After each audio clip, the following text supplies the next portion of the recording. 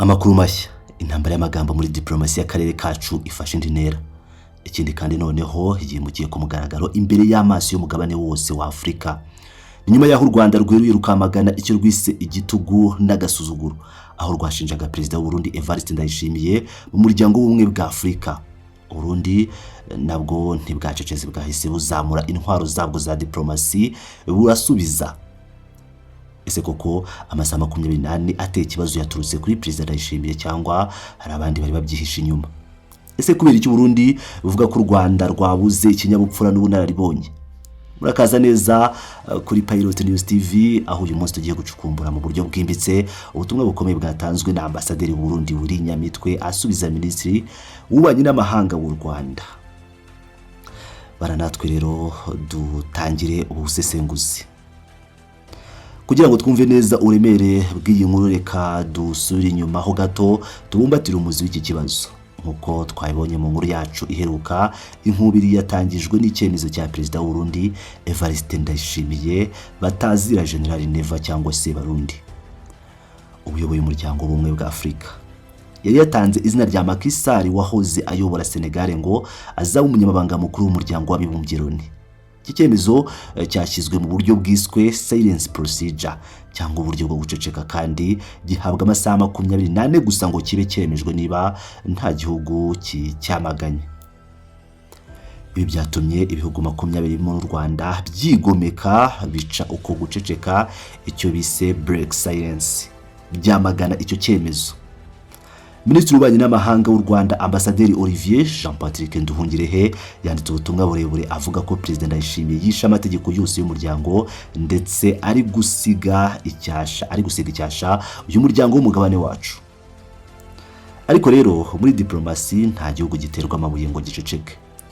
Uburundi bwahise buhaguruka bicishije ku mudiplomate wabwo mukuru akaba na ambasaderi w'u Burundi muri Ethiopia ndetse no mu muryango w'ubumwe bwa Afrika, Bwana Willy Nyamitwe.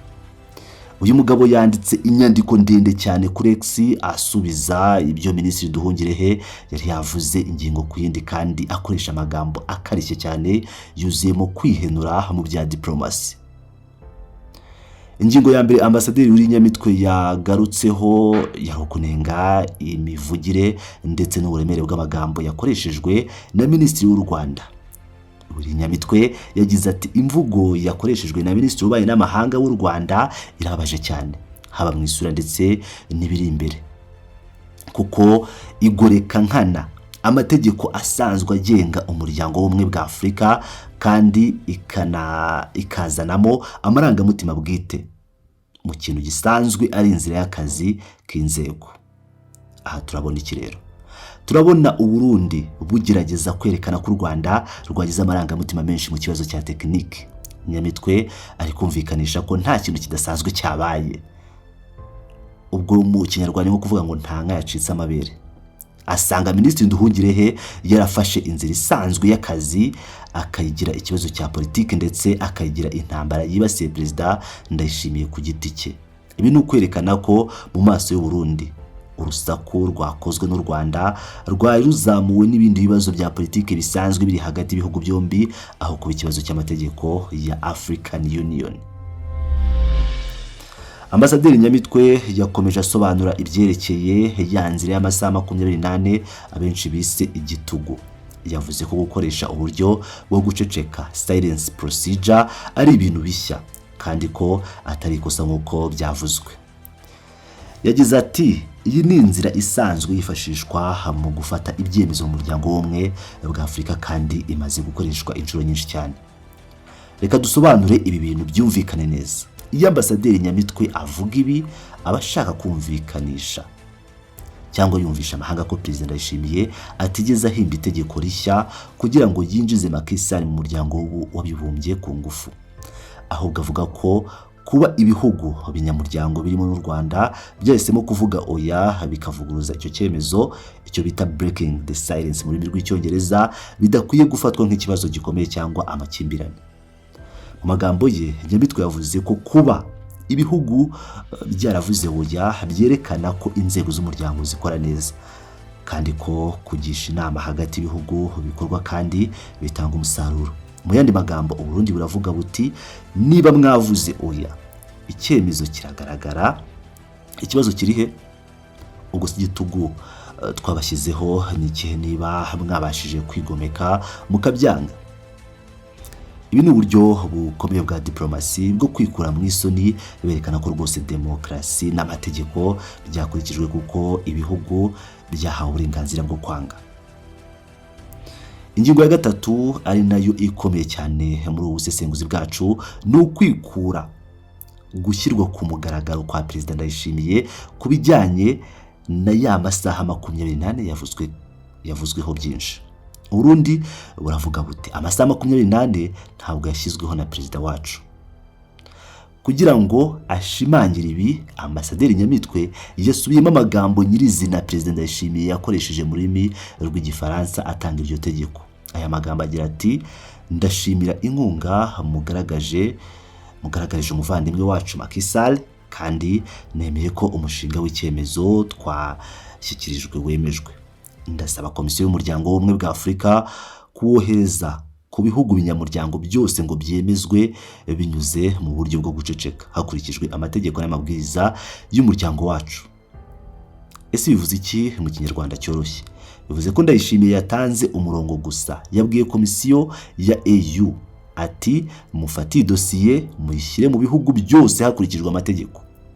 Ambasaderi Nyamitwe rero arasobanura ko kuba iyi dosiye yarahawe igihe ntarengwa cy'amasaha 28 gusa bitaturutse kuri perezida w'u Burundi, ahubwo byaturutse ku mikorere y'imbere mu biro bya komite y'abahagarariye ibihugu byabo, Permanent Representatives Committee PRC.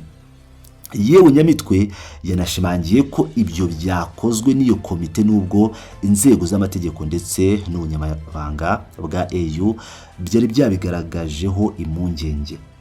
Ubu rero ni uburyo bweruye bwo gushyira amakosa yose ku nzego z'abanyamabanga ba AU, bakura mu isoni perezida w'u Burundi wagize umwere muri ubu buryo bwa diplomasi na Nyamitwe.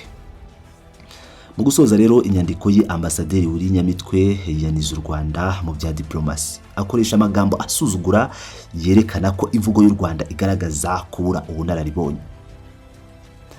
Yavuze ko kugerageza kwerekana iyi nzira ya tekinike nk'aho ari ukwica amategeko yose cyangwa ngo no gusiga icyasha umuryango w'ubumwe bwa Afurika ari ugukabya ibintu, kandi bikaba bishobora kugabanya icyizere inzego z'umugabane wacu zigirirwa mu maso y'amahanga.